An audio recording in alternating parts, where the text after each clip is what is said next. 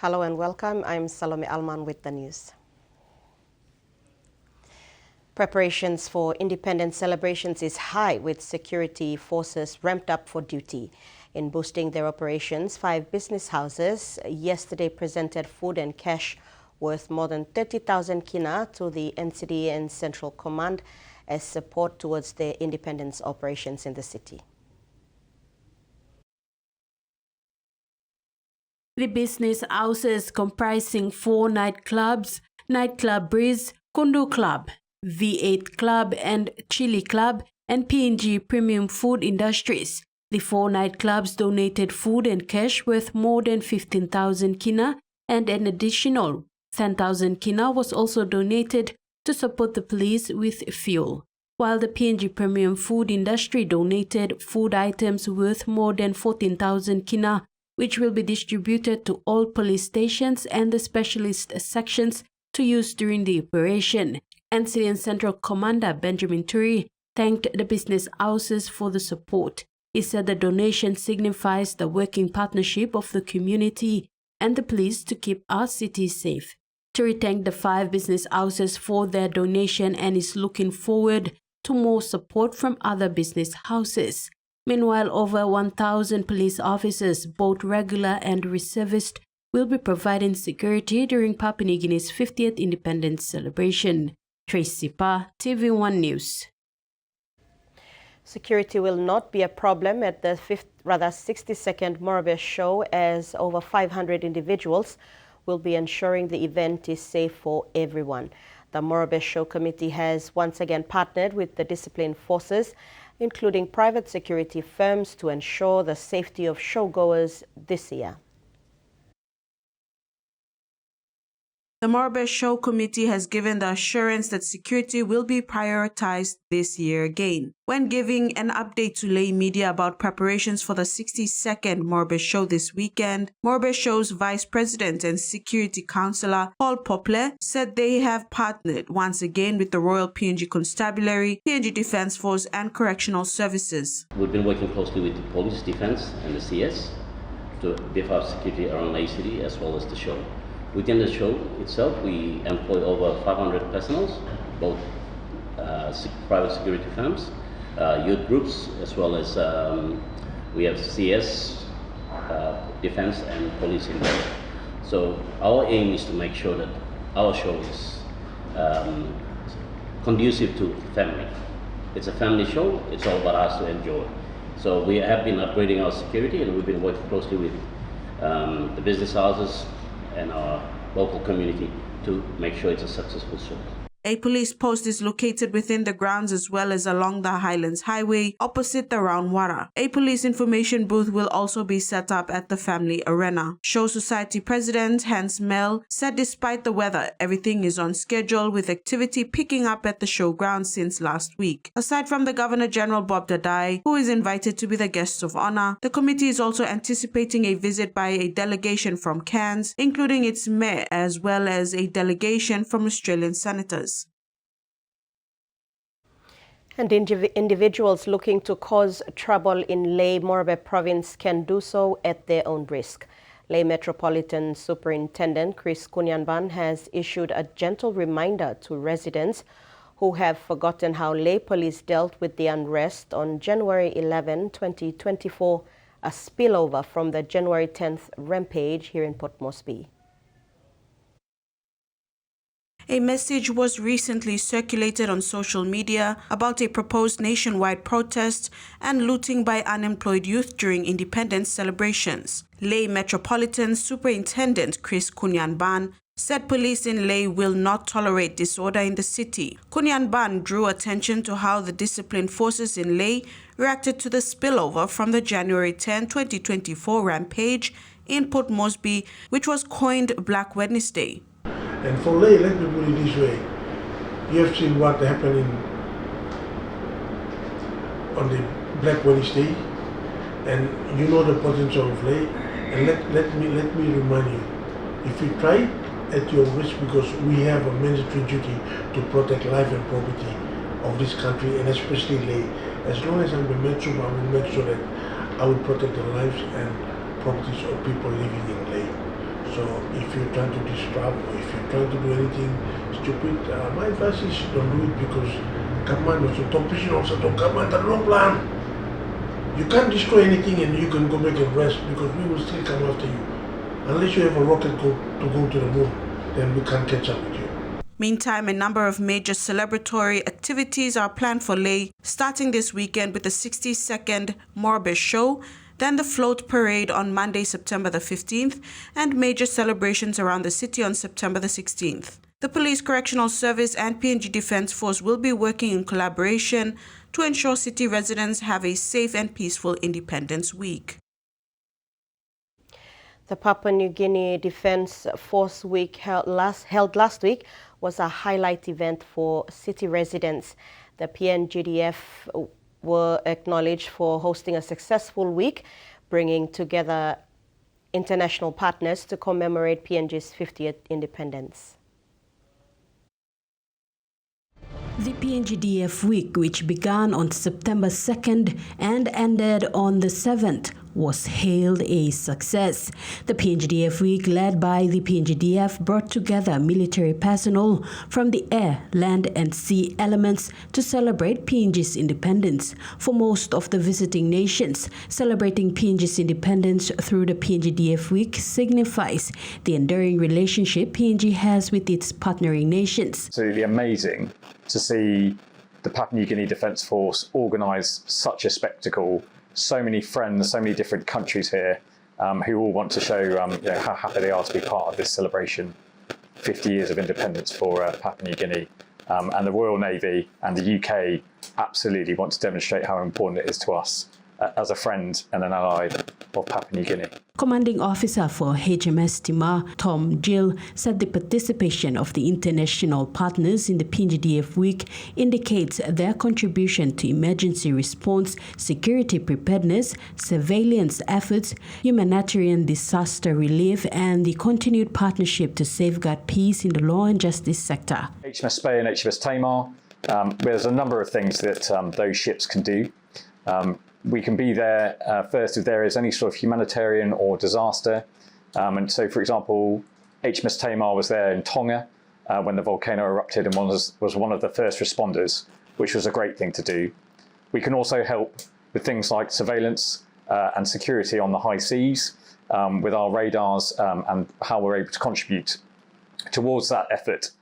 HMS Timar is a Batch 2 River-class offshore patrol vessel of the Royal Navy, United Kingdom. It plays a significant role in providing disaster relief support to the Indo-Pacific. However, providing this support comes with challenges. There are a number of challenges. The Royal Navy, the UK is a long way from the Indo-Pacific in terms of distance. So my crew and my team work really, really hard to keep the ship going on this side of the world. And there's a considerable allocation of resource, and I think all countries have to dedicate that resource. But again, if it can reassure friends and allies and like-minded partners like Papua New Guinea, but all the other Pacific Island countries and countries across the whole of the Indo-Pacific into Southeast Asia, then that's a resource and a challenge that we're willing to overcome. Jill said HMS vessels' participation in the PNGDF week opens the door for an ongoing partnership with PNG in providing training and other essential support. And HMS Tamar will remain permanently deployed into the Indo-Pacific and will continue to demonstrate that presence and continue the mission moving forward. We're constantly looking to adapt and to support our friends and allies such as Papua New Guinea where we can. It thanked PNGDF and the PNG government for allowing them to celebrate this milestone achievement of being an independent country for the past 50 years and 50 years more into the future. Tracy Pa, Tvwan News. 2 men from the Highlands region will be among a group of 20 florists who will participate in the National Orchid and Flower Show at the Parliament House tomorrow. Organizer of the Highlands Floral Displays and NCD, Karen Hargreaves, said this is the first time for florists from the Eastern Highlands, Chimbu, Jiwaka and Western Highlands to participate. She said a plane full of flowers is being brought, all different orchids from Mount Tagan, Jiwaka, Chimbu, the everlasting daisies from Mount Willem, interims, bird of paradise, and all lilies. Hargreaves said the main aim is to expose the floriculture industry in Goroka, known as the Flower Town. Flower dresses will be assembled to feature a statue made out of flowers, and the bird of paradise will be featured in these arrangements. This is TV1 News. After the break, government slammed for decision to transition banking arrangements.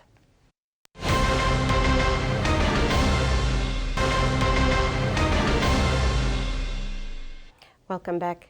A two-day bully beef seminar was held at the Selag campus in Waigani with the aim to disseminate all information related to Papua New Guinea's independence pathways and constitution building. A few surviving key figures in the formative years gave presentations.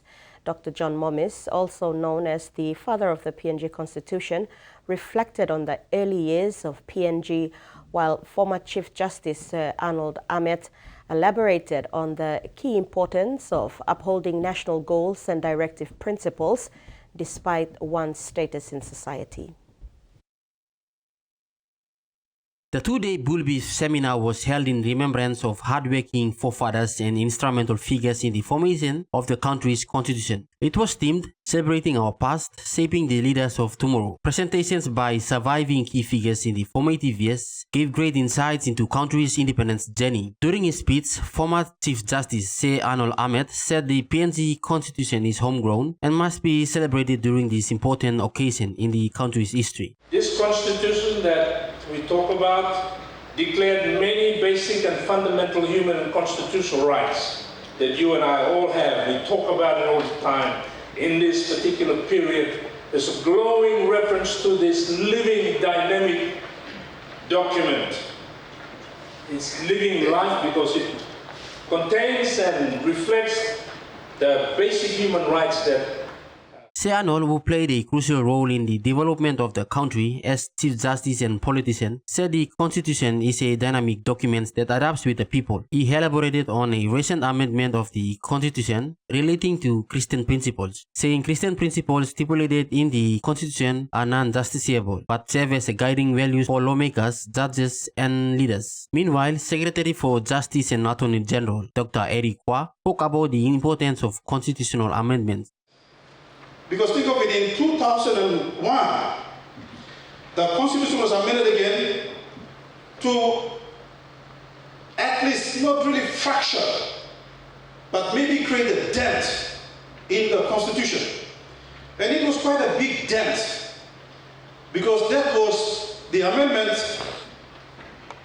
to give autonomy to Bougainville.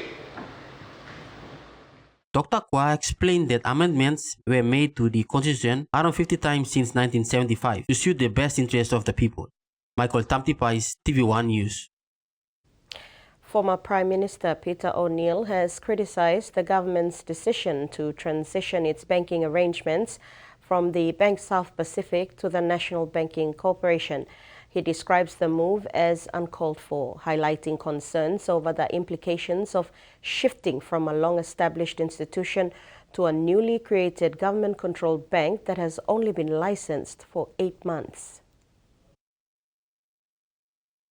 O'Neill argued that BSP, a publicly owned and dual stock exchange listed bank that has operated in Papua New Guinea for almost 7 decades, has proven its reliability and stability. In contrast, he expressed apprehension over the potential negative effects that the switch could have on the financial well-being of Papua New Guineans. The former Prime Minister emphasized that such drastic changes in banking arrangements could result in uncertainty and adverse outcomes for the economy and the public. O'Neill maintained that decisions impacting financial institutions should consider the long-standing history and performance of established banks, especially when it comes to the services and security they provide to citizens and businesses alike. He stressed that the importance of maintaining a stable banking environment in PNG, particularly as the country navigates its economic challenges, is a must. However, Prime Minister James Morobe reaffirmed that the government of Papua New Guinea's commitment to a strong, competitive and inclusive banking sector, assuring investors and the public that Bank South Pacific remains a trusted and indispensable partner in the nation's economic development. Morobe stressed that this decision must not be misinterpreted as a move against BSP or any other commercial bank. Freddie Mo, Tvwan News. The people of Mainge in the Pomio district of East New Britain province have taken a historic step to protect their land and environment by launching a sustainable land use plan and the signing of a conservation deed.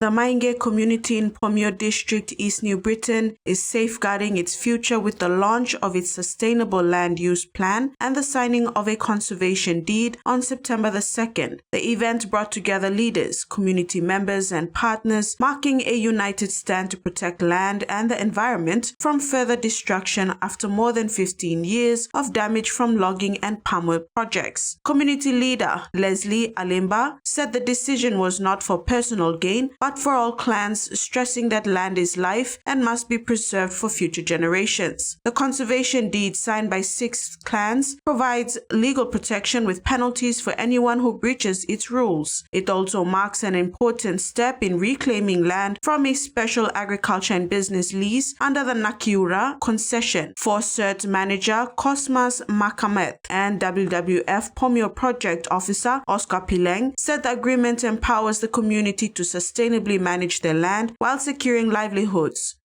So now this land start work, start finish. By me making money, by me some ground back. I'm start blowing now, yeah. By me some back. Online blow tavolo, you go same. Only kisim blow back. Now I'm time blow you me. Now mine is starting behind by me move you go and by you mix some ground, by you come back. So time on money talk to us me play on him ground, no cut. You talk us we talk English only talk. We are custodians. Me play look out him ground tasol blow picking blow you me na pupu blow you me. Low when time you me there you will put him in charge of ground him back you me. So you me no can talk you me on him ground, you me custodian blow ground minimum you me look out him tasol blow picking in na pupu na tumbuna blow you me. The ceremony concluded with the joint unveiling of the SLUP by Forcert and the Electoral Office, followed by a gesture of unity as guests were served garden fresh produce from the community. 321 PNG has extended its branch with the opening of its newest flagship venue in Vadavada along the Tarama Road in Port Moresby. The new venue marks another major step in 321 Lotto's commitment to expanding classic gaming and entertainment options across the country. The opening of the venue not only brings a new world of gaming and entertainment options to the community there, but also creates employment opportunities for the Wada Wada community. It creates a new exciting feeling for responsible gamblers who flocked in to witness the flagship brand's opening. 321 PNG Chief Marketing Officer Ben George said they are thrilled to bring their newest flagship shop to the Wada Wada community. Their mission is to do more than just provide entertainment and actively contribute to the local economy by creating jobs. We're thrilled to open our new Vadavada 321 flagship here at Moresby South Tarama Road. This is part of our expansion plans in Moresby, but as a country as a whole as well for 321. We're happy to partner with one of our core partners here in Vadavada to launch this virtual shop, so it not only gives a gaming experience but a world-class experience as well. Every new location generates at least 20 new jobs. Each new venue is a testament to their dedication to 321 players and their commitment to providing employment opportunities. 321 Lotto is engaging through a partnership with the National Gaming Control Board and has branches in other centers around the country, including Mount Hagen, Lae, and possible expansion into Goroka and other centers. We have a close working relationship with NGCB, so all of the CSR programs we also support through NGCB. So NGCB as the regulator runs and facilitates all of those CSR programs, but that's off the back of our support as well. So we'd like to see that we're also engaging in those areas through NGCB as the regulator for us as well. Tvwan Lotto PNG are committed to responsible gambling with 20 virtual shops spanning around Port Moresby. Michael Tamtipais, TV1 News. A look at the finance news now. The kina closed unchanged at $0.2395 in the interbank markets. At Bank South Pacific, the kina was buying $0.2320 $0.3478 Australian dollars, 0.1920 euro, and 33.84 Japanese yen.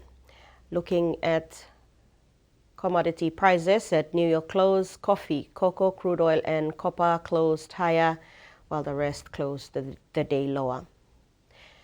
And on the stock market, the Dow Jones closed lower, the ASX closed lower, and all ordinaries closed lower as well. Stay tuned. TV1 News continues when we return.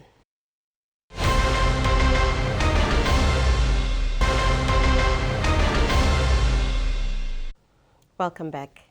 Vanuatu's climate minister has warned Australia that approving the extension of Woodside's massive Northwest Shelf gas project could be in breach of a landmark International Court of Justice ruling on climate change, saying the federal government needs to bear the judgment in mind when it makes a final decision.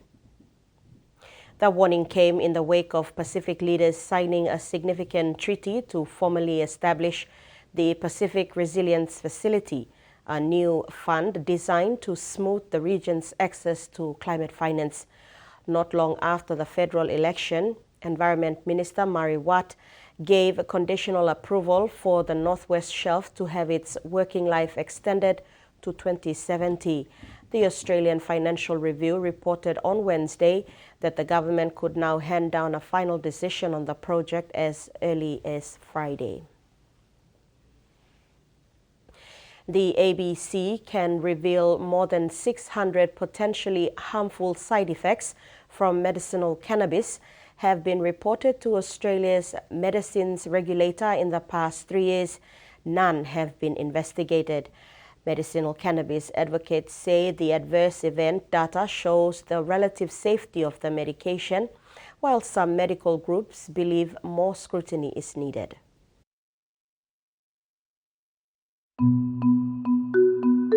Endometriosis and multiple sclerosis left Alice Davey bedridden. Then she found medicinal cannabis. I'm no longer in debilitating pain. I eat, I sleep, I don't have any nausea.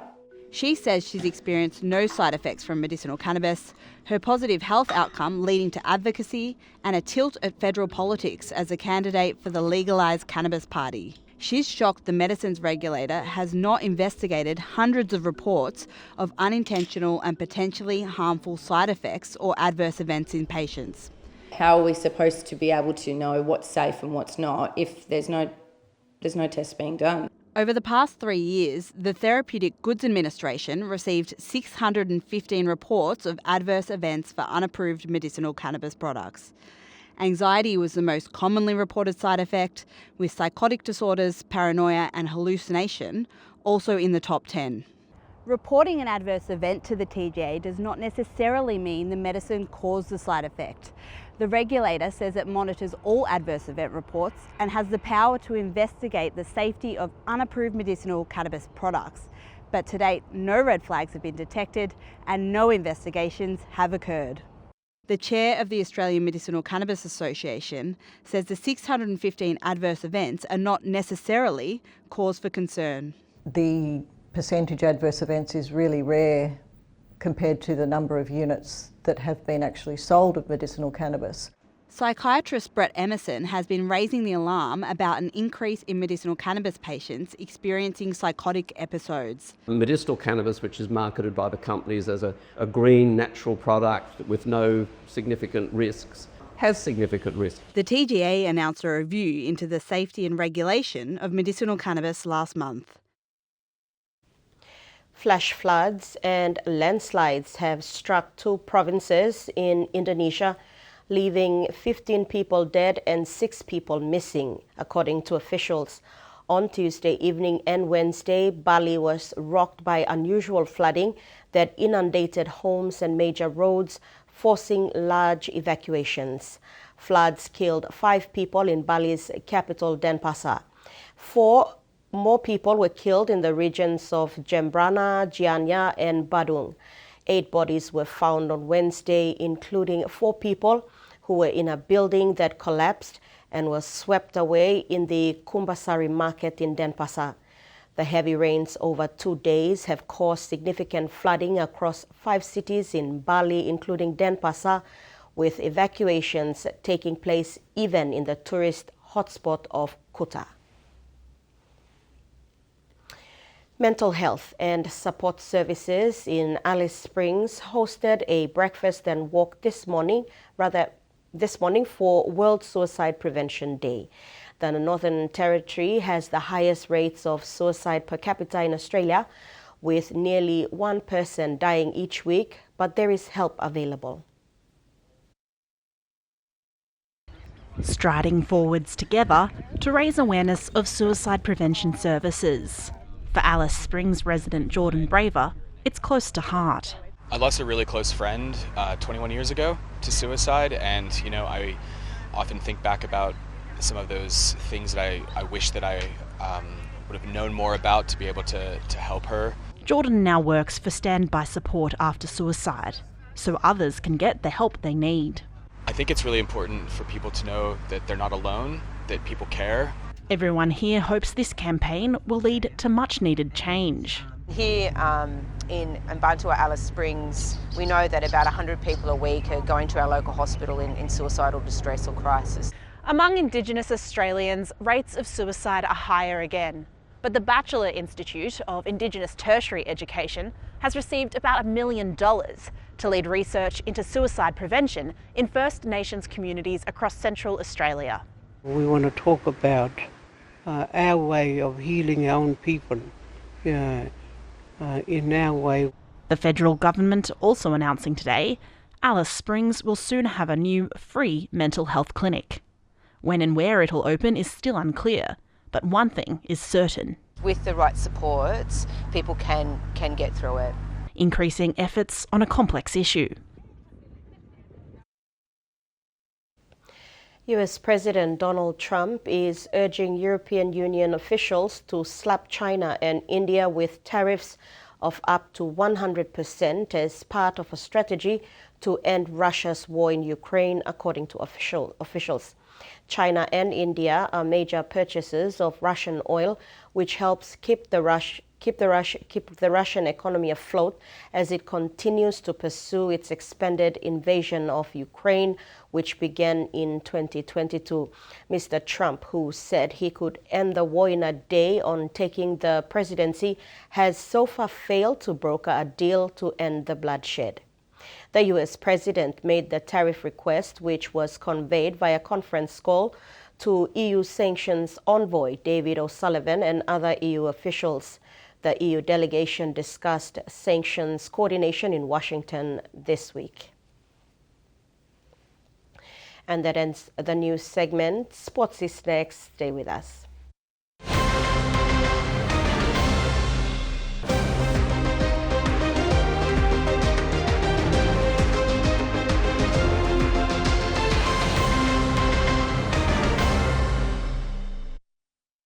Thanks for staying with us on TV1 News. The Digicel ExxonMobil Cup competition season is the highlight this evening, with the 2025 awards now underway at the Gateway Hotel in Port Moresby. The spotlight will be on the best performing players as the Rugby League fraternity gathers to celebrate excellence at the 2025 Digicel ExxonMobil Cup Awards night. The event ends another thrilling season and will honor the standout players, coaches, match officials, and franchises whose dedication and performance have stood out. With the grand final just days away, the awards is not just about trophies, but reflects the passion of rugby league in the country. The stage is set for an exhilarating rematch in the Santos Cup as Central Dabaris readies to face defending champions Goroka Lahanis this Sunday. Having finished runner-up in 2024, Dabaris is optimistic about their chances, especially after a challenging encounter in last year's inaugural final, where they allowed the Lahanis to mount a comeback and secure victory. On the line and goes right through. The Central Dabaris head coach, Kathy Neap, is prepared to take her team for another crunch time this weekend. Neap knows her task, and will draw a valuable lesson from last year's experience to enhance her performance. She highlighted the team's intense training sessions this week, focusing on refining both their defense and attack strategies. With a roster that boasts remarkable speed, the Dabaris are confident about their ability to compete at the highest level.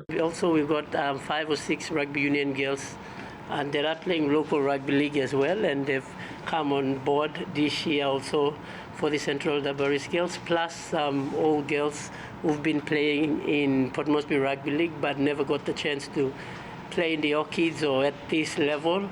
So I believe the basic stuff that the NRLB has been going around teaching, upskilling local coaches that are involved in the NRLB Academy. We've been just using those back to the basic rugby league skills like catch and pass, grip, marking up the techniques of how to do a good tackle. So basically basics. This year, Central Dabaris has strengthened its squad, bringing in 7 players from Rugby Union who have adapted to the rugby league format. This recruitment proved vital in shaping their performance on the day. Captain Joanne Lagona is eagerly anticipating the match, expressing confidence in her team's potential to win over the Lahanis. She believes the 2025 squad has the strength and skill necessary to wrestle the title away from the reigning champions. We just joining smoothly, coming alongside the last year girls. We are really looking and prepared to play this Sunday in the grand final. We'll be boosting the league girls, and then from there we can win. Susan Oriape, Tvwan Sports. Former PNG international and co-coach of the 2025 Port Moresby Vipers, Wellington Albert, is excited about his inaugural coaching role at the Digicel ExxonMobil Cup level. His leadership has taken the Vipers to their first semi-final appearance since their last grand final in 2013. They couldn't come up with anything but... After a successful 7-season stint in the UK Super League, Albert returned to Papua New Guinea late last year and embraced the coaching role with the Vipers. He has made significant progress in mentoring and developing young talent, which has had a remarkable impact this season. Although the Vipers were knocked out by the Gurus in the first week of the elimination series, Albert considers this season a valuable learning experience. He believes the lessons taken from this year's competition will serve as a solid foundation for building towards the 2026 season. That was one of the lessons I've learned from me, and Brendan learned from him, and then we've worked with the young boys that we got, and then eventually they did really well, and then they said, "Oh, Brendan and Welly build, bringing all these young boys to finals and all this because of what." Coach Nigel Lugula, taught us, and that's where we work together. This season, the primary focus for the Vipers was on the development of young athletes from the academy program, Port Moresby Rugby League, and the NCD Governors Cup. Albert also noted the influence of his involvement with the coaching staff of the Hunters this year, stating that it has significantly enhanced his coaching skills. Always be part of Hunters coaching staff as well, because Coach Paul Ayton always invite me to go attend his session there, and then I always get some stuff there, bring it back to Hunters as well. So thanks to Coach Paul Ayton as well.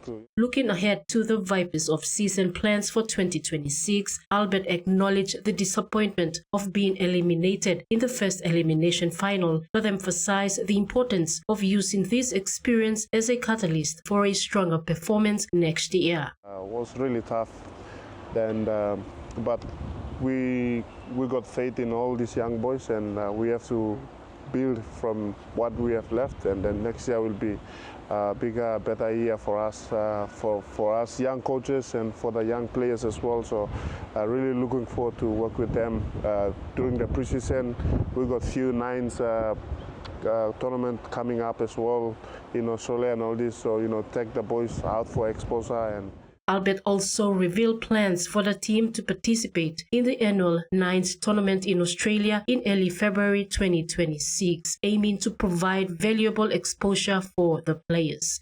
Susan Oriape, TV1 Sports. The PNG Lewas women's cricket team proved they are worthy contenders in the East Asia Pacific World Cup qualifiers when they bowled out Philippines by a record 168 runs in Suva, Fiji. It was a baptism of fire for Philippines, joining the 7-team competition for the first time. This is Lewa's second win at the World Cup qualifiers, winning their innings with a massive 224 runs from 20 overs. PNG's player of the match, Konyo Oala, finished with an incredible batting performance of 124 runs.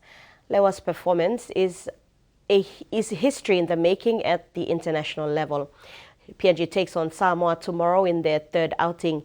The winner of the East Asia Pacific qualifier moves on to Nepal to compete in the ICC Women's T20 World Cup 2026 global qualifier.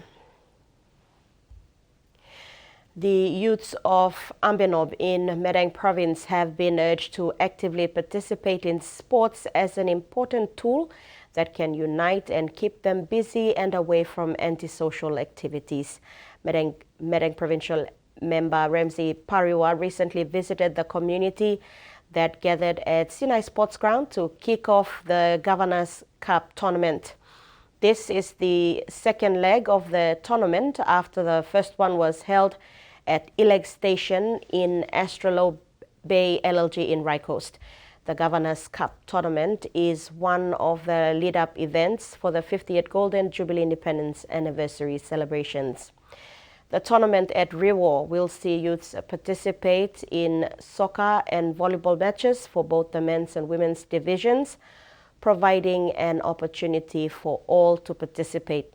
The youths were urged to play in true sportsmanship and uphold unity during the independence celebrations. And now the weather forecast. In regional forecast for southern region, Port Moresby, cloudy periods with rain showers and possible thunderstorms. In Daru, partly cloudy to cloudy skies with rain showers and possible thunderstorms. Momase, lay cloudy periods with heavy rain at times and possible thunderstorms. Wewak, cloudy periods with some rain showers and possible thunderstorms. In the New Guinea Islands, Kavieng, partly cloudy with possible rain showers and thunderstorms. Kokopo and Rabaul, partly cloudy with few rain showers and possible thunderstorms. And the Highlands region, Mendi, Tari and Wabeg, mostly cloudy with heavy rain at times and possible thunderstorms. And thanks for joining us for this edition of TV1 News. Thanks for your company. Good night.